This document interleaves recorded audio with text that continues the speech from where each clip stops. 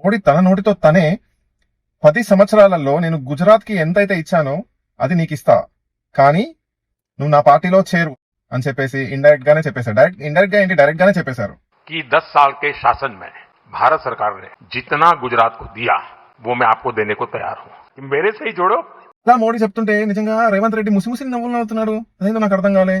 తన కాంగ్రెసా బీజేపీయా అసలు ఏంటి? ఎక్కడికి వెళ్తుంది మన రాష్ట్రం సంగతి పక్కన పెట్టండి. దేశ ప్రధాని అయ్యండి అంత మాట అంటే నేను నా రాష్ట్రానికి నేను ఎక్కువ ఇచ్చుకుంటున్నా, నేను మిగతా రాష్ట్రాలకు ఇవ్వట్లేదు అని చెప్పేసి డైరెక్ట్ గానే చెప్పేశాడు కదా. అందరూ మోడీ భజన చేస్తా ఉంటారు. హిందుత్వం కరెక్టే బ్రదర్, నేను కూడా హిందువే. But it is not only about హిందుత్వం.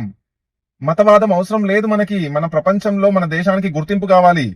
గుర్తింపు అంటే ఏదో పబ్లిసిటీతో వచ్చే గుర్తింపు కాదు, ఎకనామికల్ గా స్ట్రాంగ్ అవ్వాలి. ఇలా రాష్ట్రాల ముఖ్యమంత్రుల్ని లంచగొండితనంలాగా కాదా ఇప్పుడు నువ్వు నాతో పనిచేయి, నేను నీకు ఎంత కావాలంటే అంత ఇస్తా తెలంగాణకు అని చెప్పడం అనేది ఏంది? ఒక ప్రధాని అయ్యుండి డైరెక్ట్ గానే బ్రైబ్ లంచం ఇవ్వడానికి ఆశ చూపిస్తున్నట్టే కదా ఇది.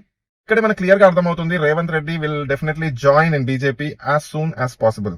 నాకైతే మనసుకు అదే అనిపించింది. మీ అందరి ఒపీనియన్ ఏందో ప్లీజ్ కమెంట్ చేసి చెప్పండి.